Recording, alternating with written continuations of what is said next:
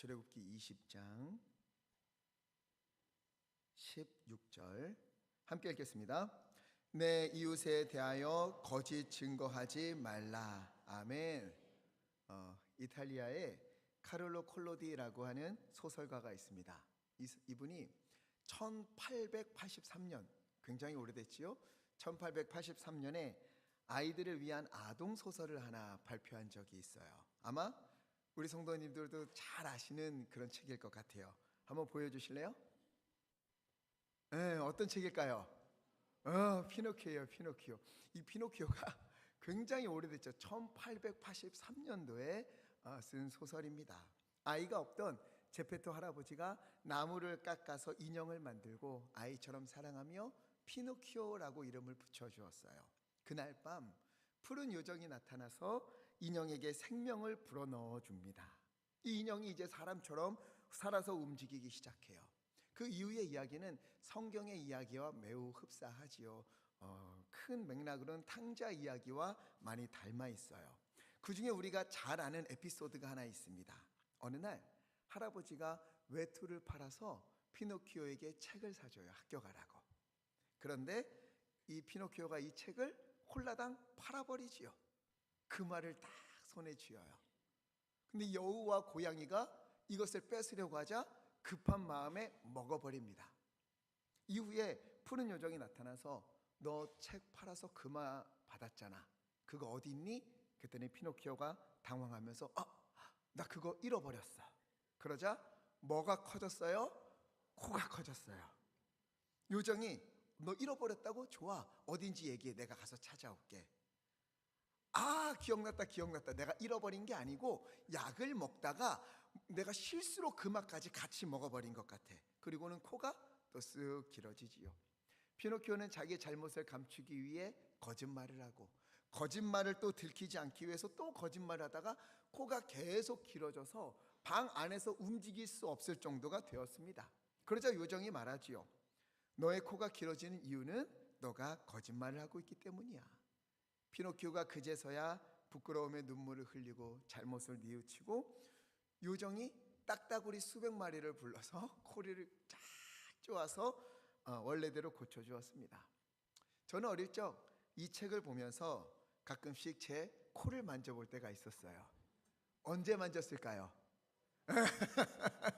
거짓말 할 때마다 이게 자꾸 찔림이 오는 거예요. 그래서 코를 만져봤습니다. 뭐 큰 거짓말은 아니어도 작은 거짓말 할 때마다 찔림이 있었고 내 코가 커지는 것은 아닐까 두려운 마음이 있었어요. 거짓말 할 때 제 코가 커졌을까요? 안 커졌을까요? 안 커졌어요. 얼마나 감사한지 몰라요. 이게 하나님의 은혜다. 그땐 은혜였어요. 만약 우리가 거짓말 할 때마다 코가 커진다거나 거짓말 할 때마다 다리가 짧아진다거나 이렇게 겉으로 드러나는 모습이 있다면 여기 예배드리는 우리 성도님들 중에 온전한 모습으로 이렇게 예배드리는 분이 아마 없지 않을까요? 그렇지 않습니까? 그런데 또 가만히 생각해 보면은요, 이것이 은혜이기도 하지만 우리가 거짓말하고 나쁜 짓하고 나쁜 생각하는 게 드러나지 않는 건 은혜이기도 하지만 반면에 그래서 더 위험한 것 같기도 합니다. 잘 숨기면 티가 나지 않는 거예요. 상황에 잘못한 일이 있어도 상황에 맞춰서 적당히 거짓말을 섞어도 상대방에 좀 미운 사람, 얄미운 사람이 있어서 그 사람의 허물을 들추어내고 조금 부풀린다 해도 코가 자라나질 않아요. 그러다 보니까 거짓말에 무감각해지는 거죠. 하지만 사람의 눈과 사람의 귀는 속여도 결코 속일 수 없는 분이 계십니다. 우리의 중심을 살피시고 우리 입술의 말을 모두 다 들으시며 우리의 행함을 보시는 우리 주님 앞에서 여러분, 우리가 가진 그 모든 나쁜 마음들, 거짓말했던 것들, 남에게 상처 준 일들, 이것은요 지금은 감출 수 있어도 주님 앞에서는 다 드러나게 되어 있어요. 여러분, 지금 나의 겉모습은 괜찮지만 하나님 앞에 서 있는 우리의 영혼의 모습은 코가 길어지고 흉측한 모습으로 서 있는 것은 아닐까요? 그런 우리에게 9번째 계명을 주시는 거예요. 오늘 본문 말씀 다시 한번 읽겠습니다. 시작. 내 이웃에 대하여 거짓 증거하지 말라. 아멘. 이 계명을 보면은요, 많은 사람들이 거짓말하지 말라는 거구나, 이 정도로만 생각하는데 그렇지 않습니다. 그보다 더 훨씬 깊은 말씀을 주시는 거예요. 너의 이웃에 대하여 거짓 증거하지 말라. 내 이웃에 대하여 거짓 증거하지 말라. 즉, 너의 말로 다른 사람에게 상처 주지 말고, 너의 말로 다른 사람을 함부로 판단하지 말고, 너의 말로 공동체를 뒤흔들어 버리는 그런 거짓된 말을 절대 입에 담지 말라 하시는 그런 말씀이에요. 즉, 9번째 계명은 그저 거짓말하지 말라, 너 이거 하면 안 돼 라는 소극적인 명령이 아니라, 나아가서 이웃을 살리고 보호하기 위해서 주신, 너의 입술로 이웃을 죽이지 말고 너의 입술로 이웃을 살려라, 세워라 하는 적극적인 명령인 거예요. 왜 그런가 하면 출애굽기에서 애굽에서 나와 광야를 떠돌잖아요. 이 광야에 있을 때, 또 가나안에 들어가서도 어떤 사건이 발생을 하면 재판을 열게 돼요. 이 재판을 열 때 가장 중요한 것이 뭐였느냐? 증인의 말이었습니다. 증인의 말을 따라서 한 사람이 죽기도 하고, 한 사람이 재산을 몽땅 잃어버리기도 하고, 한 사람이 억울한 일을 당하게 될 수도 있는 거예요. 그래서 하나님은 누군가의 부탁이 있거나 너의 이익이 있다고 하여서 거짓으로 증언하지 말라, 거짓으로 그 사람을 해하지 말라 말씀하신 거예요. 거짓 증언은 한 사람을 완전히 무너뜨릴 수 있는 너무도 큰 죄이기 때문에, 열왕기상 21장에 보면 이런 사건이 자세히 기록되어 있어요. 북이스라엘에 있어서 역사상 가장 악한 왕이 아합입니다. 이 아합 왕이 어느 날 별장에서 이렇게 내다보는데 그 앞에 있는 포도원이 너무 보기 좋은 거예요. 저 포도원 갖고 싶다, 저 포도원 갖고 싶다. 그래서 포도원 주인인 나봇을 부릅니다. 나봇을 불러서 열왕기상 21장 2절에 내가 이 포도원 대신 더 좋은 포도원을 주거나 그것만큼의 값을 내가 치를 테니 그 포도원을 나에게 다오.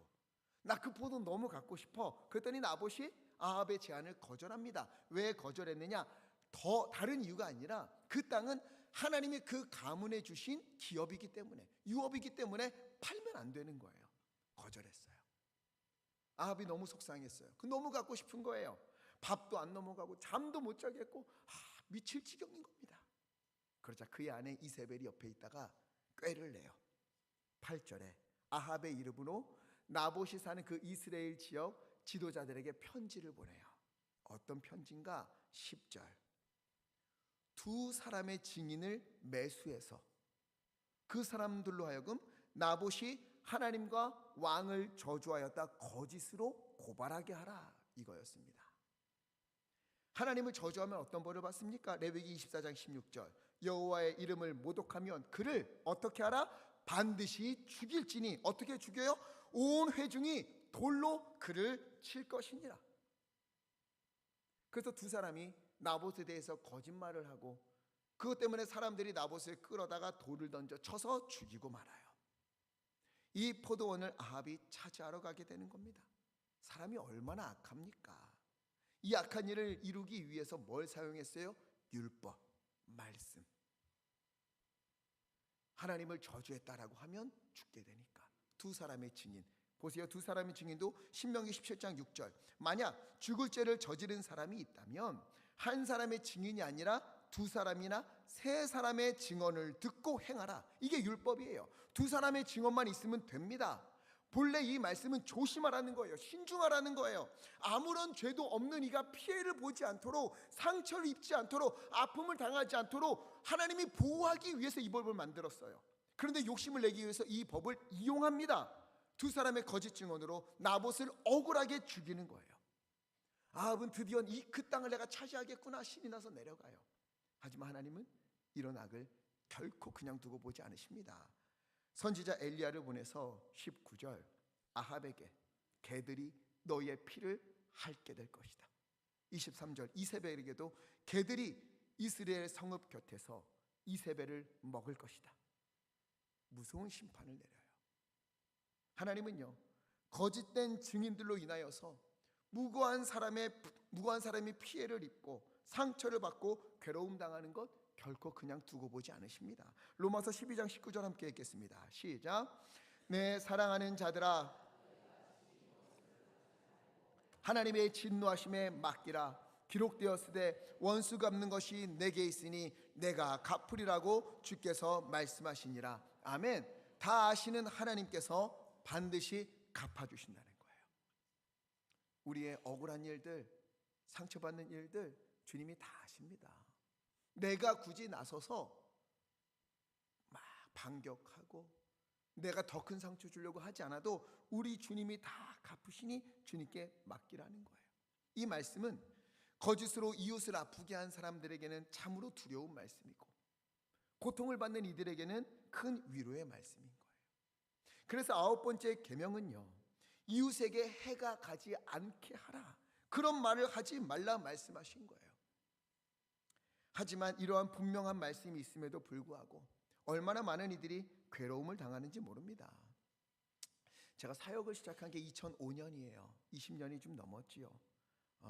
목회를 하면서 가장 가슴 아팠던 일들 중 가장 가슴 아픈 일이 뭐냐 하면 성도님들이 말 때문에 상처 입는 거예요. 누가 그런 이야기 했다더라. 누가 저 사람에 대해 그렇게 말했다더라. 내가 들은 이야기인데. 이 말 한마디 때문에 억울해서 눈물을 흘리는 분들이 있고요, 교회를 떠나고 싶은 마음을 가진 분들이 있고요, 오랫동안 마음에 상처 입고 지내는 분들이 너무 많아요. 심지어 아예 교회에서 등을 돌리고 교회를 쳐다보지도 않는 분들이 있어요. 그 상처 때문에. 안타까운 것은 그 말을 한 사람은 다 잊어버려요. 말한 것도 잊어버리는데 들은 사람은 몇 년이 지나도록 그 말 때문에 괴로워한다는 겁니다. 말이라는 것은 참 쉽게 나오지만 뱉어진 말은 다시 주워 담을 수가 없는 법이지요. 그 말은 씻을 수 없는 상처를 남깁니다. 잠언을 한번 보실래요? 26장 18절 보면은요, 한 사람을 향해 횃불을 던지고 화살을 쏘아서 사람을 죽이는 이런 사람을 어떤 사람이라고 얘기해요? 미친 사람. 횃불을 던지고 활을 던져서 죽이는 사람이 미친 사람인데, 이 사람이 누구인가? 19절에 나와요. 함께 읽겠습니다. 시작. 자기의 이웃을 속이고 말하기를 내가 희롱하였노라 하는 자도 그러하니라. 아멘. 이웃을 속이고 희롱하는 자, 말을 만들어내고 작은 것 가지고 뻥튀기처럼 부풀려서 말하고 약점을 들추어내고 깎아내리고 뒤에서 수근수근 거리고 험담하는 사람이 바로 그 사람과 같다는 거예요. 횃불을 던지고 화살을 쏘는 미친 사람과 같다, 이렇게 성경은 표현하는 겁니다. 그래서 하나님은요, 거짓말하지 말라, 이 정도가 아니에요. 너의 말로 사람을 찌르지 말고, 너의 말로 사람을 무너뜨리지 말고, 너의 말로 사람을 살려야 한다, 적극적으로 말씀하시는 거예요. 9번째 계명은 결국 입술로 생명을 살려야 한다는 그런 계명인 겁니다. 특별히 우리가 조심할 게 있는데요, 솔직함과 비난을 동일하게 여긴다는 거예요. 다 너를 위해서 하는 말이야. 근데 이 말 속에 정말로 그 사람이 회복되고 힘을 얻고 다시 살기를 위하여 하는 말인지, 아니면 잘못을 지적하고 비난하기 위함인지, 저도요, 이 둘 사이에서 왔다 갔다 할 때가 있어요. 분명 위하는 마음으로 말을 시작했는데 어느 순간 보니까 비난하고 있더라고요. 정죄하고 있더라고요. 저도 그랬습니다. 그래서 이 말씀을 준비하면서 다시 돌아보게 되는 거예요. 또 중요한 게 있지요. 내가 틀린 말 했나? 틀린 말이 아닐 수도 있어요. 그런데 그 말 때문에 상대방이 씻을 수도 없는 상처를 받을 수 있는 법입니다. 틀린 말이 아니라는 이유로 가정에서 비난의 말들이 오가고, 형제 사이에서, 부모와 자녀 사이에서 아픔이 오가는 말들을 주고받을 때가 있어요. 잘못을 들추어내고 지적하고, 여러분, 이거는요, 솔직하고 정직한 말이 아닙니다. 상처를 주는 말이고, 아픔을 새기는 말이고, 죽음의 고통을 안겨주는 말이에요. 그렇게 오늘 성경이 말하는 거짓 증거하지 말라, 이 말씀은요, 단순히 거짓말하지 말라, 거짓 뉴스 퍼뜨리지 말라, 험담하지 말라, 그 정도가 아니에요. 틀린 말이 아닐지라도, 사실일지라도 그 속에 이웃을 향한 사랑이 없다면, 그 영혼을 향한 존중함이 없다면 그것은 하나님께서 기뻐하시는 일이 아니라는 겁니다. 진실을 무기로 사용해서 이웃을 해치는 일이라는 거예요. 진실을 무기 삼아 이웃에게 상처를 입히는 것을 거짓 증거로 이웃을 죽이는 것과 동일한 죄다 말씀하시는 겁니다. 여러분, 사탄의 별명이 뭔지 아십니까? 사탄. 요한복음 8장 44절 중간에 보니까 그는 처음부터 살인한 자요, 그리고 거짓말쟁이요, 거짓의 아비다. 이게 사탄의 별명이에요. 살인한 자, 거짓말쟁이, 거짓의 아비. 또한 요한계시록 12장 10절 보니까 후반부에 나와요. 우리 형제들을 참소하던 자, 곧 우리 하나님 앞에서 밤낮 참소하던 자. 이게 사탄의 별명입니다. 거짓을 말하고, 그리고 고자질하는 거예요. 우리에게는 끊임없이 거짓을 말하면서 죽음의 길로 향하게 만들고, 하나님 앞에서는 끊임없이 우리의 잘못을 들추어내서 비난하면서 정죄하면서 저 사람 죽어야 합니다, 하나님 구원하실 그럴 필요도 없는 사람입니다, 이렇게 심판의 자리로 몰고 가는 것, 이게 바로 사탄이에요. 만약 우리가 거짓말을 하거나 허물을 들추어내고 비난의 화살을 쏘면 우리는 하나님의 자녀가 아니요 사탄의 자녀가 되는 것이며, 하나님의 도구가 아니라 사탄의 도구가 되는 거예요. 그래서 하나님은 다른 무엇보다 이웃을 살리는 말을 하라, 지켜주어라, 너의 입술로 일으켜 주어라, 너의 입술로 살려내라 말씀하신 거예요. 그래서 9번째 계명의 가장 중요한 것은 거짓 증거하지 말라 앞에 뭐가 있어요? 이웃에 대하여. 이웃에 대하여 말이나 행동을 함부로 하지 말고 살려주어야 한다, 일으켜 주어야 한다, 주님께서 말씀하시는 겁니다. 그런데 성경에 보면 거짓말을 용인할 때가 있어요. 출애굽 시대에 애굽의 왕 바로가 히브리 사람들이 자꾸 늘어나니까 명령을 내리지요. 산파들에게 산에 아이가 태어나거든 가서 죽여라. 그런데도 이스라엘 백성 가운데 남자아이들이 자꾸만 많아지는 거예요. 그래서 산파들을 불러 말합니다. 어떻게 된 거냐? 산파들이 거짓말해요. 출애굽기 1장 19절 히브리 여인이 워낙 튼튼하고 건강해서 아기 낳는다 그래서 달려가 보면 이미 순풍순풍 낳고 아이를 품에 안고 있더라. 그러니 내가 어찌할 도리가 없었습니다. 거짓말을 해요. 아이를 살리기 위해 목숨을 걸고 거짓말한 겁니다. 들키면 죽잖아요. 그러자 하나님이 어떻게 하세요? 21절 함께 읽겠습니다. 시작. 그 산파들은 하나님을 경외하였으므로 하나님이 그들의 집안을 흥왕하게 하신지라. 아멘. 산파들이 하나님을 경외하였다, 이것이 그들의 믿음이었다, 이렇게 여기시며 은혜를 베푸시고 흥왕하게 하신 거예요. 거짓말 자체를 칭찬하신 게 아니라 하나님을 경외하면서 생명을 살리고자 했던 그 믿음을 기뻐하신 겁니다. 그뿐입니까? 여호수아가 가나안 땅에 여리고성에 정탐꾼을 보내요. 기생 라합이 정탐꾼을 숨겨줍니다. 여리고 군인들이 찾아오자 모른다 거짓말을 해요. 정탐꾼을 살려줘요. 이 일을 거짓말했는데 이 일을 하나님이 어떻게 평가하십니까? 히브리서 11장 31절 읽겠습니다. 시작. 믿음으로 기생 라합은 순종하지 아니한 자와 함께 멸망하지 아니하였도다. 아멘. 믿음으로 라합이 거짓말을 했는데 그것을 하나님은 믿음으로 받으셨다는 거예요. 왜? 살리기 위함이었기 때문에. 하나님을 믿는 믿음 안에서 이루어진 것이기에, 하나님의 영광을 위한 것이기에. 하나님이 보시는 기준은요, 단순히 사실이냐 아니냐 이게 아니에요. 그 중심에 하나님을 경외하는 마음이 담겨 있느냐, 생명을 살리려는 사랑이 담겨 있느냐, 이웃을 살리려는 존중함이 있느냐, 이것을 보시는 거예요. 산파들과 라합의 거짓말은 자신의 이익을 구하거나 남을 해치기 위한 것이 아니었어요. 자기의 목숨을 걸고 하나님의 백성, 그 귀한 생명을 살리고 보호하기 위한 거룩한 선택이었어요. 그렇기에 하나님은 그것을 죄로 여기지 아니하시고 하나님을 경외하는 믿음이라 인정하시며 그들에게 은혜를 베푸셨던 겁니다. 그러니 우리의 말에 언제나 주님의 마음을 담아서 살리는 말을 하기를 간절히 부탁을 드립니다. 나는 솔직해, 나는 불의는 못 참아, 그런 마음 들 때가 있지요.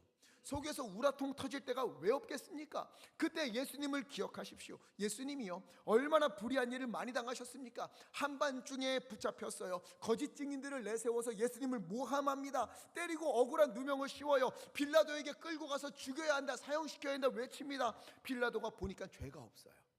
아무리 찾아도 예수님에게 죄가 없어요. 풀어주고 싶은데 사람들이 막 협박을 해요. 만약 이 사람 살려주면 당신 빌라도는 로마의 충신이 아닙니다. 빌라도는 다 알아요. 이 사람들이 누명을 씌우고 있다는 걸, 예수님에게 죄가 없다는 걸. 그런데도 자기에게 피해가 오자 그가 어떻게 해요? 손을 닦고는 난 모르겠다, 너희들 알아서 해라, 너희 하고 싶은 대로 내어줘요. 십자가에 못 박게 합니다. 예수님 얼마나 억울합니까? 그동안 병든 자 치유하시고 상처 입은 자 회복시켜 주셨어요. 사람들을 살리셨어요. 바리새인 사두개인들 질책하셨지만 그 이유가 뭐예요? 살리기 위해서, 돌이키게 하기 위해서 그렇게 하셨어요. 그런데도 누명을 씌우고 거짓 증인들 내세우고 죽음으로 몰아가요. 결국 십자가에 못 박힙니다. 예수님은 어떻게 하세요? 베드로전서 2장 23절, 욕을 당하시되 맞대어 욕하지 아니하시고 고난을 당하시되 위협하지 아니하시고. 24절을 읽겠습니다. 시작. 친히 나무에 달려 그 몸으로 우리 죄를 담당하셨으니 이는 우리로 죄에 대하여 죽고 의에 대하여 살게 하려 하심이라. 그가 채찍에 맞음으로 너희는 나음을 얻었나니. 아멘. 우리의 모든 죄를 담당하시는 거예요. 우리를 살리기 위해서, 우리를 낫게 하기 위해서. 십자가 위에서도 누가복음 23장 34절, 아버지여 저들을 용서해 주옵소서. 하나님, 저들 하는 거 보세요. 지금 얼마나 악한지 아시지 않습니까? 말하지 않아요. 주여 저들을 사하여 주옵소서. 자기들이 하는 일을 알지 못합니다. 그들을 위하여 기도하세요. 살리기 위해서, 끝까지 살리기 위해서. 이 십자가는요, 거짓 증거로 사람을 죽이는 세상의 모습과 살리기 위해 자신을 내어주시는 하나님의 사랑이 정면으로 부딪히는 그런 자리였던 겁니다. 사람들은 거짓 증언으로 예수님을 죽였지만 예수님은 그들을 향하여서 아버지 저들을 구원하여 주옵소서, 사하여 주옵소서 기도하셨어요. 사람들은 비난의 말을 쏟아냈지만 예수님은 용서의 말씀을 선포하셨습니다. 사람들은 죽이는 말을 했지만 예수님은 살리는 말씀을 하셨어요. 여러분, 우리는 어느 편에 서 있습니까? 우리는 살리는 말을 많이 하고 있습니까? 아니면 죽이는 말을 입에 담고 있습니까? 특별히 우리 교회가, 우리 온 성도님들이 사람을 살리는 그리스도인 되기를 간절히 바랍니다. 살려야 합니다. 살려주어야 합니다. 저 오늘 말씀 보면서 많이 회개했어요. 그리고 이제 이런 말을 많이 해야겠다 다짐했습니다. 우리 성도님들도 이렇게 되었으면 좋겠습니다. 기도했어요. 무엇인가? 창세기 17장에 보면은요, 5절에 하나님이 아브람을 어떤 이름으로 바꿔주시지요? 아브라함으로 바꿔주세요. 아브람은 존귀한 아버지고 아브라함은 모든 민족의, 여러 민족의 아버지, 이런 뜻을 가지고 있어요. 근데 아브라함은 지금 자녀가 없어요. 여러 민족의 아버지가 될 자격이 없지요. 그럴 수가 없는 사람입니다. 그리고 15절을 보니까 아브라함의 아내 이름이 사레였는데 뭘로 바꿔주세요? 사라. 사레는 나의 공주이고 사라는 여러 민족의 어머니예요. 사라 역시 자녀가 없어요. 여러 민족의 어머니가 될 수 없습니다. 그런데 하나님께서 아브람을 아브라함으로 바꿔주시고 사레를 사라로 바꿔주셔서 내가 너로 여러 민족의 아버지 어머니가 되게 하겠다 약속하셨어요. 근데 아브라함과 사라는 믿지 못하지요. 둘 다 웃어요. 17절, 내가 이제 곧 100세고 우리 아내가 90세인데 무슨 아이를 낳습니까? 믿지 못해요. 그런데도 하나님은 그들을 계속해서 아브라함, 사라 이렇게 불러주세요. 왜? 하나님이 이루실 것이기에.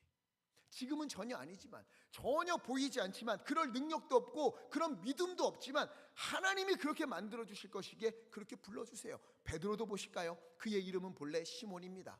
시몬이라는 이름의 뜻은 갈대예요. 이리 흔들리고 저리 흔들리는 게 그 사람이라는 거예요. 목숨까지 바치겠다 다짐했다가 모른다고 부인까지 하잖아요. 그를 예수님이 뭐라고 부르시지요? 마가복음 3장 16절, 시몬에게는 어떤 이름을 더하셨습니까? 베드로. 베드로는 반석이에요. 반석. 흔들리지 않는 반석을 뜻해요. 시몬이라는 이름처럼 갈대처럼 이리저리 흔들리고 믿음으로 믿었다가도 실패하고 무리를 걷다가도 의심해서 빠지고 목숨까지 바치겠다 하다가도 저주하며 부인했던 그런 사람이지만 예수님은 그를 끝까지 뭐라고 부르세요? 베드로라고 부르시는 거예요. 그가 흔들리지 않아서가 아닙니다. 주님께서 끝내 그를 반석과 같이 굳게 설 사람으로 만들어 주실 것이기에 베드로라고 불러주신 거예요. 우리 주님은요, 없는 것을 있는 것 같이 여기시는 분이시고, 실패한 사람을 보고 실패자라고 부르지 않으시고, 넘어진 사람을 보고 끝났다고 말하지 않으십니다. 아브라함을 보며 아브라함이라고 부르셨고, 시몬을 보며 베드로라고 부르셨어요. 왜? 그 사람의 현재를 보신 것이 아니라 하나님이 이루실 은혜의 날을 보셨기 때문에. 여러분, 우리는 어떻습니까? 우리의 자녀를 보며 어떤 말을 합니까? 배우자를 보며, 교회 성도들을 보며 어떤 말과 생각을 하고 있습니까? 실패한 사람에게 너는 안 돼. 넘어진 사람에게 그럴 줄 알았어. 상처 입은 사람에게 네가 그러니까 이렇게 되는 거야. 아니요. 예수님은 그렇게 말씀하지 않으셨어요. 베드로에게 배신자야 부르지 않으셨고요. 아브라함에게 믿음 없는 사람아 말씀하지 않으셨어요.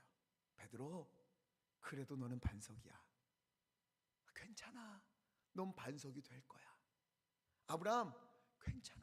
내가 너를 모든 민족의 아버지로 만들어줄 거야. 그렇게 부르신 거예요. 살리시는 말을 한 겁니다. 여러분, 주님과 같이 살리는 말, 세우는 말을 많이 하시기를 부탁을 드립니다. 제 둘째 딸이 어느 날 집에 와서 얘기해요. 교회 어떤 분이 그때 뭐라 그랬더라? 아저씨라 그랬나? 어떤 분이 자기에게 치과 의사가 될 거다 이렇게 얘기를 했다는 거예요. 그러더니 나 치과 의사 할까? 아니면 판사 할까? 뭐 할까? 이러는 거예요. 그래서 그럼 저는 어떻게 해야 돼요? 너 할 수 있어 해야 되잖아요. 근데 저는 뭐라고 했냐면 너 이렇게 해서는 아무것도 안 돼. 너 지금 하는 거 봐. 네가 무슨 이렇게 말을 하는 거예요. 저도 많이 반성을 합니다. 오늘 말씀을 보면서 세워주는 말을 듣고 온 아이에게 죽이는 말을 한 거예요. 나 이거 할 수 있지 않을까? 기뻐하며 듣고 왔는데 저는 죽이는 말을 한 거예요. 여러분, 교회 아이들 봤을 때에 너는 다윗처럼 될 거야. 너는 국무총리 될 거야. 너는 하나님께서 기뻐하시는 사람 될 거야. 계속해서 축복의 말, 살리는 말 많이 해주시기를 부탁을 드립니다. 집사님을 보면 예수님의 섬김이 보입니다. 권사님이 날 위해 기도해 주시면 난 이미 응답받은 것 같아요. 엘프스 찬양단 찬양하는 모습만 봐도 난 이미 승리한 것 같습니다. 장로님같이 헌신하는 분은 내 생에 본 적이 없습니다.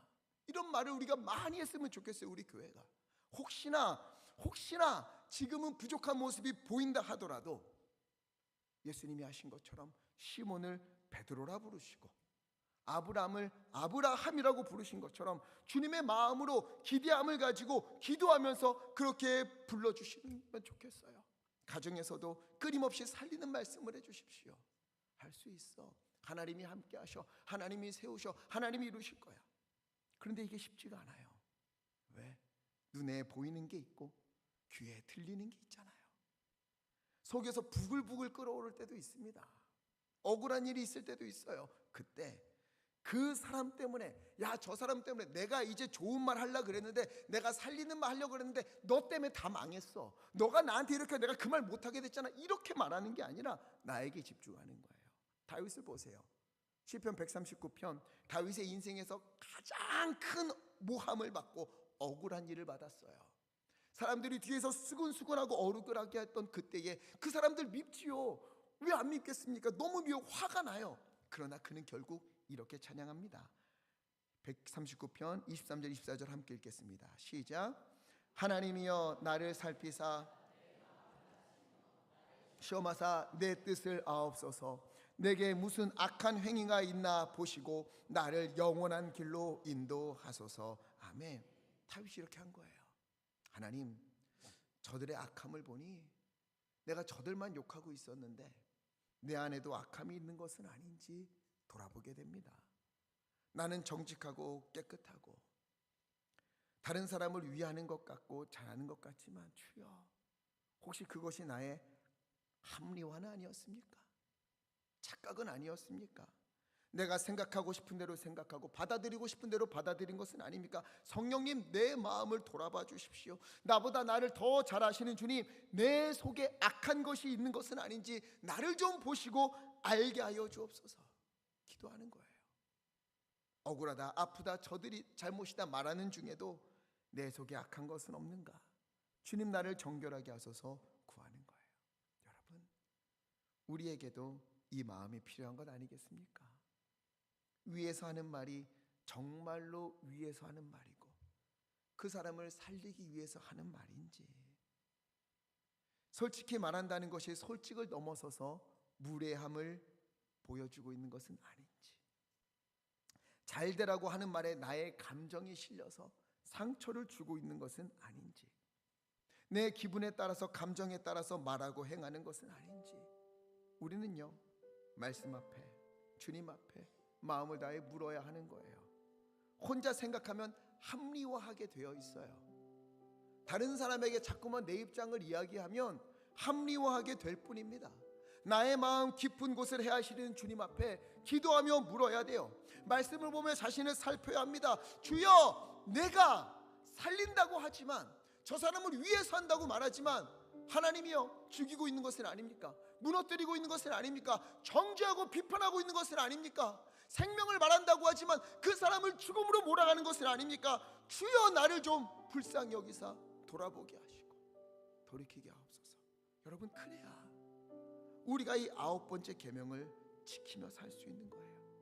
오늘 보면 내 이웃에 대하여 거짓 증거하지 말라 하는 말씀은 단순히 거짓말하지 말고 이웃을 모함하지 말라 이런 의미가 아니에요. 너의 입술로 그 사람을 살려야 한다. 거짓으로 죽이지 말고, 험담하지 말고, 비난하지 말고, 정죄하지 말고 예수님처럼 살려라.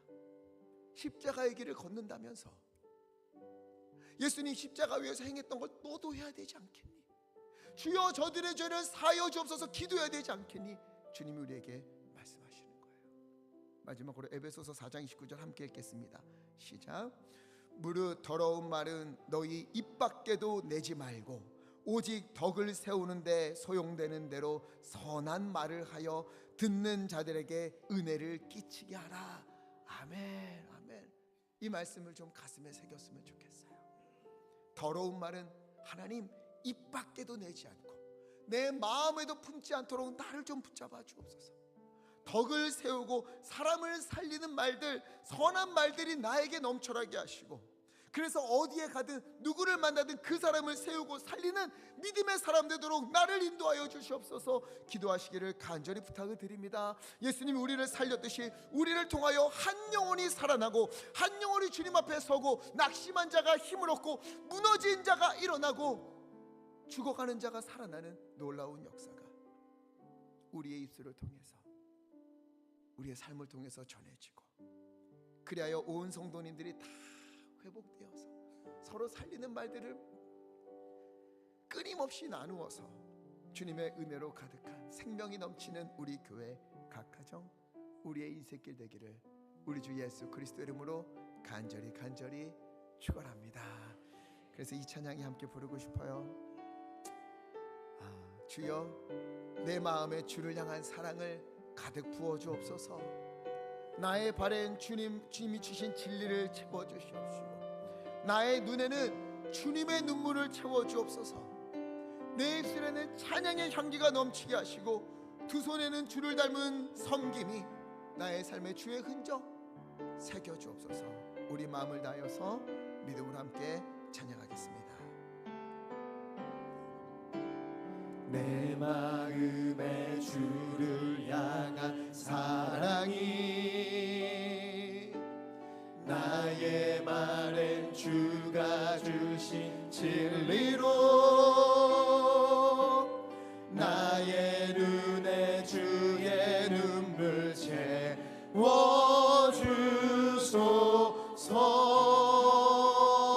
주여, 내 입술에 찬양의 향기가, 내 입술에 찬양의 향기가 삶에는 주를 닮은 섬김이 나의 삶에는 주님의 흔적으로 나의 채워주옵소서. 삶에 주의 흔적 나게 하소서. 하나님의 사랑이 하나님의 사랑이 영원히 함께하리. 십자가의 길을 십자가의 길을 걷는 순교자의 삶을 사는 자에게 순교자의 삶을 사는 이에게 조롱하는 소리와 조롱하는 소리와 세상 유혹 주의 속에도 순결한 주의 신부가 순결한 되기를 원합니다. 신부가 되리라. 주여 우리 가운데 임하소서. 내 생명 주님께 드리리. 우리 함께 기도하기 원합니다. 우리가 다 너를 위해서 하는 말이야, 다 잘되려고 하는 말이야 라고 말하지만 우리의 마음 깊은 곳에는 정죄하고 비난하고 깎아내리는 마음들이 있었던 것은 아닙니까? 우리의 말에 누군가가 살아나고 힘을 얻고 일어서는 게 아니라 상처받고 눈물을 흘리고 죽을 것만 같은 고통을 당하는 이들이 있는 것은 아닙니까? 주 하나님, 우리의 연약함을 용서하여 주시옵시고 이제 우리의 입술을 주님의 입술로 변화시켜 주셔서 이웃을 죽이고 무너뜨리고 넘어뜨리게 하는 자가 아니라 살리고 세워주고 회복하게 하여 주는 예수님 닮은 입술, 주님을 닮은 삶이 되도록 아버지 성령의 충만함 우리 가운데 부어 주시옵소서. 주여 힘차게 주시고 합심하여 함께 기도하겠습니다. 주여 하나님의 사랑이 주님, 영원히 함께하리. 아버지 우리 입술은 주님을 닮은 것처럼 말하지만 하나님이여 누군가를 죽이고 누군가를 무너뜨리고 누군가의 상처를 주며 아버지 우리가 오늘까지 살아온 것은 아닙니까? 하나님의 연약한 우리를 용서하여 주시옵소서. 아버지 불쌍히 여겨 주시옵소서. 주님 닮은 입술 되기 원합니다. 생명을 주는 입술 되기 원합니다. 살리는 입술 되기 원합니다. 용기를 주는 입술 되기 원합니다. 상처를 감싸주는 입술 되기 원합니다. 아버지 적극적으로 생명을 전해주는 입술 되기 원합나니 아버지 말씀 주님 잡아 주시옵소서. 성경으로 임하여 주시사 아버지 이것들을 우리는 잡아 주시옵소서. 주님 우리 함께 찬양합시다. 하나님의 사랑이 하나님의 사랑이 영원히 함께하리. 십자가의 길을 걷는 십자가의 자에게 길을 걷는 자에게 나는 죽고 예수로 사는 순교자의 순교자의 삶을 사는 이에게 아버지 마소서. 조롱하는 소리와 세상 유혹 속에도 주의 순결한 신부가 되리라. 내 생명 주님께 내 생명 내 생명 오직 주님을 위하여 주님께 나의 생명 내 생명 오직 주님께 드리리. 살아계신 아버지 하나님, 내 이웃에 대하여 거짓 증거하지 말라 말씀 앞에서 하나님 우리의 연약함과 죄를 고백합니다. 사실이라는 이름으로 사람을 판단하고 정죄하기도 했고 솔직하다는 이유로 상처를 주었으며 분노와 감정을 담아 비난의 말을 쏟아내었던 우리의 죄를 용서하여 주옵소서. 주여 이 시간 우리에게 은혜를 베푸사 우리의 입술을 정결하게 하여 주시고 마음을 새롭게 하여 주옵소서. 죽이는 말보다 살리는 말을 하게 하시고 정죄하는 말보다 격려하는 말을 하게 하시며 험담과 비난보다 사랑과 축복의 말을 하게 하여 주옵소서. 주님께서 아브라함을 아브라함이라 부르시고 시몬을 베드로라 부르셨던 것처럼 우리도 사람의 연약함과 실패를 바라보는 자가 아니라 주님께서 이루실 은혜를 바라보면서 서로 세워주고 축복하며 주님의 생명을 전하는 믿음의 사람 되도록 인도하여 주시옵소서. 그래야 우리 교회가 사람을 살리는 교회 되게 하시고 우리 가정이 서로를 세워주는 가정이 되게 하여 주시며 우리 입술을 통해 낙심한 자가 위로를 얻고 상처 입은 자가 회복되며 주님을 알지 못하는 영혼들이 생명을 얻는 역사가 있도록 아버지 은혜를 베풀어 주옵소서. 하나님 이 시간 주님의 크신 은혜를 기억하면서 마음을 모아 예물 올려드립니다.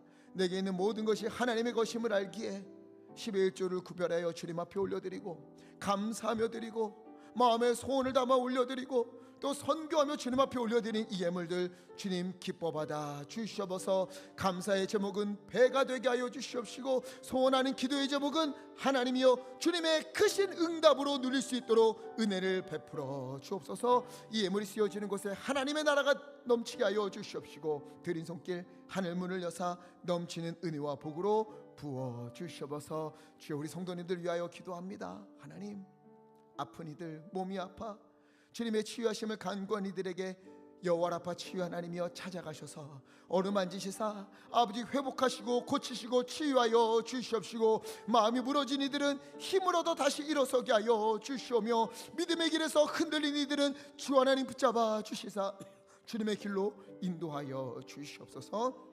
우리 주 예수 그리스도 이름으로 간절히 기도하옵나이다. 아멘.